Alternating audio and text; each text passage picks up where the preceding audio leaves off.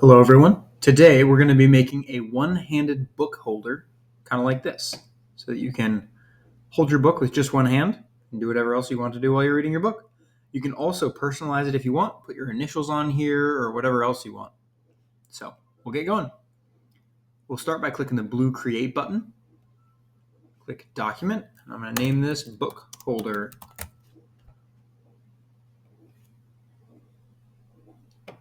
All right, so just like every time, we're going to start with a new sketch. Click on the front plane and click Sketch, and then type N. So I'm looking right at my sketch plane right here. And the very first thing I'm going to do is just make a construction line like this. There we go. And then I'm going to dimension it. So I'm going to type D for dimension, and I'm going to make this 100 millimeters like that. And I'm going to make sure that it's symmetric across this. I can either use the symmetric tool or I can just use the dimension tool again. I know that 100 divided by 2 is 50. So if I go here, I'm going to put in 50. Now I'm symmetric. All right. Next thing I'm going to do is add a circle on this end. And that circle is going to be, I'll type D for dimension again, click my edge, click anywhere else I want that doesn't highlight something else, and 10. There we go. Now I'm going to make a curve. Actually, before I do that, we'll make one more construction line. Let's do that. From here to here. And I want this one, escape dimension again, I want this one to be 23 millimeters tall. This is just because of the size of my hands. You can make that whatever you want it to be, but I found this to work for me. So 23, and then I'm going to make a curve or an arc, but not just any regular arc. It's going to be a conic arc so that it's not one continuous radius the whole way. It can swoop up at the very end. So we'll grab the edge here and our point there. And then we can move this wherever we want it to be. So you can see that moves where my mouse is, changes where we have the sharpness of the curve. I want it to get kind of pointy at the end right there. So we'll go something like that. We'll leave it at row 0.5. You don't really need to know what that means right now. So we'll just leave that be. And then we just get to mirror this whole thing. Super easy. So I'm going to click the mirror button. I'm going to click my mirror line, which is this right here. And I'm going to click this, which is what I want to mirror. Boom. All right, next, I'm going to hit escape. And then I'm going to click my scissors for my trimming tool. I'm going to get rid of this half of my circle. There we go. So now you can see it swoops down into that curve and back down. And then I want to mirror this again so it's showing on this side. So I'll click my mirror tool again. I'll click my mirror line, which is this construction line we made. And then I'll click what I want to mirror across that line. So this, this, and this. There we go. Simple. Green check mark.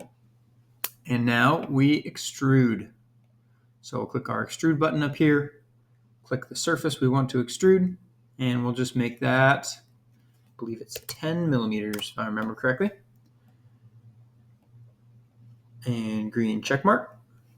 And I'll orbit so you can see that. If it'll let me, there we go.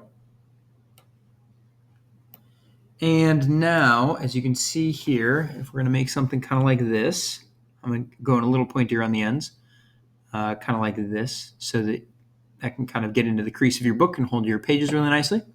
You can see all of these have a hole going right through the middle of them. That's so you can put your thumb through it. Now, I've found when I'm using these that it works a lot better if my thumb doesn't go straight through the hole like this, because then it likes to twist based on how I hold my hand. So if I put that hole at an angle, it's a lot comfier. So we're going to cut that hole, but we're going to put it at an angle. And the way we're going to do that is by making another plane. So like these front, top, and right planes are sheets of paper that we're able to do a sketch on to make geometry. I'm going to make another one of these. So I'm going to click my plane tool. I'm going to make it so I can see my sketch like that. And I'm going to click that edge right there and the front plane. And I should, if I click here, be able to do line angle. Is that what it is? Let's see if I did that right. Yeah, there we go. And I'm going to go with a 45-degree angle. Like that. So we clicked our line in the middle, the construction line that we made, if you remember that. And we clicked our front plane, just any plane that goes straight through this line right here. And we changed it to line angle so that we could actually make this plane. And we made it 45 degrees. So green check mark. And now I'm going to draw the hole that's going to cut through here. So I'll click that plane, if it'll let me. Maybe not, I can click it here. And sketch, and N, so I'm looking right at it. And I want it to go through the middle. So I know the origin is the middle right here, but as you can see, that doesn't look like it's actually going through the middle of my part. So here's how we're going to fix that. X out of the sketch for now. Go back to this extrusion, double click it, and I'm going to click symmetric, like that. Now you can see it's symmetric across both sides of the plane we just sketched on. So if I click my green check mark here and my plane, and I make my sketch again and type N, so I'm looking right at it. Now you can see this origin's the very center point of your whole model, is right in the very middle, just like I want it. So just from what I found, I also don't want it to be a perfect circle like this. I want it to be an oval. So we're going to do that.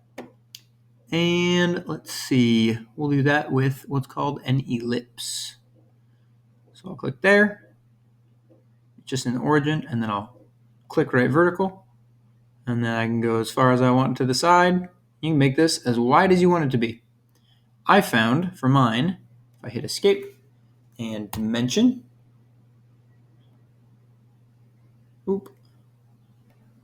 should be able to let me do that. Maybe I have to do it when I make this part.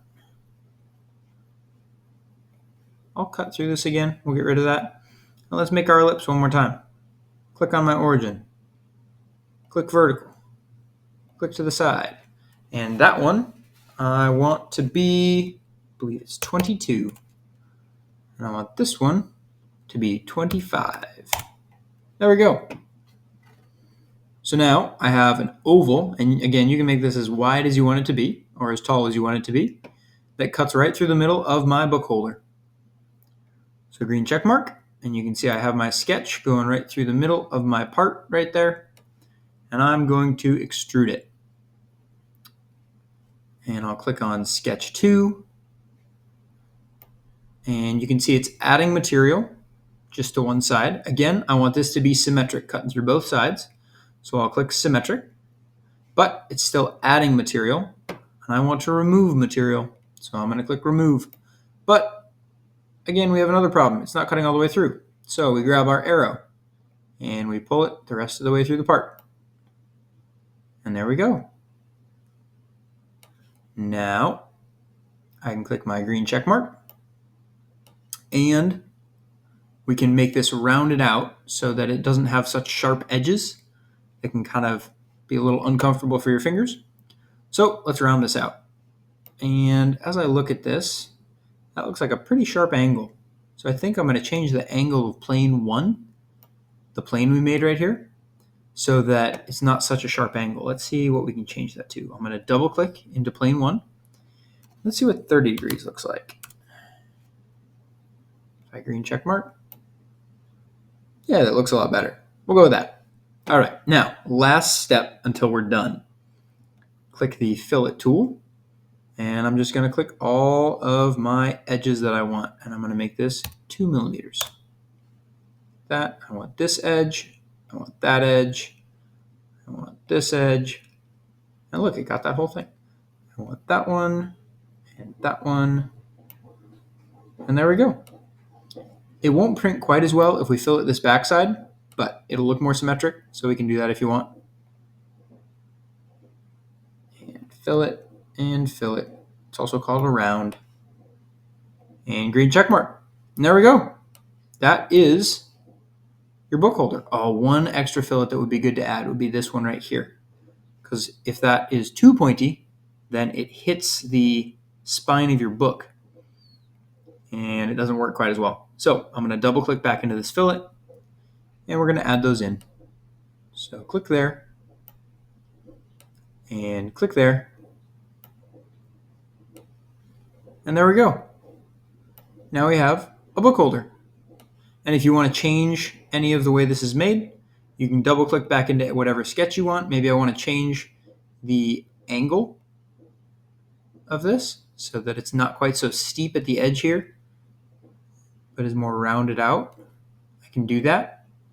Green check mark, and that'll work. If I want to change the angle that your thumb's going through, we already showed how to do that, but you can double click back into your plane and change your angle.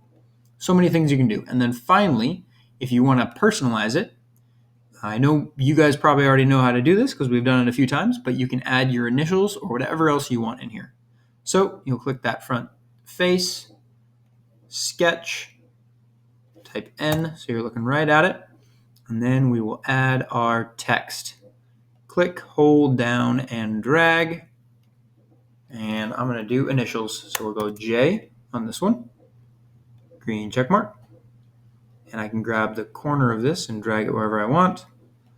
So we'll go with a J there, and then I'll add one more over here for a B, because those are my initials.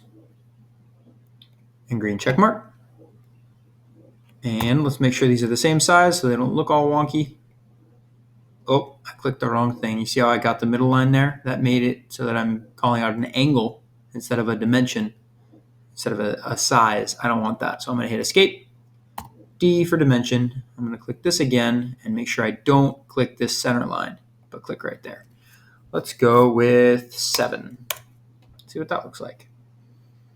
I may have already gotten this one. Nope. So we'll go 7 there as well.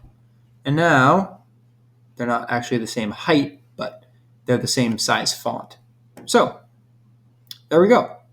Now you have the sketch done. And all we got to do is extrude it. So I'll click my sketch 3 that we just made. And you can extrude it out if you want. I wouldn't do it that far if I were you. I would do about 2 millimeters, maybe 1 millimeter. Honestly, 1 would still look really good.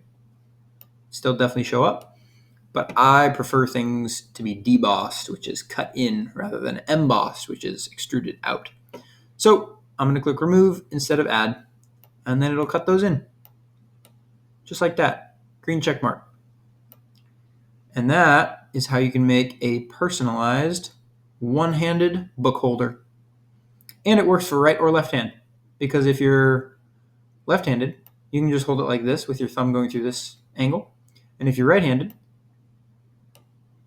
you can flip it around like this. And yes, it's upside down then. And you got to think about that when you're making your hole cut. And your thumb can go through in this direction.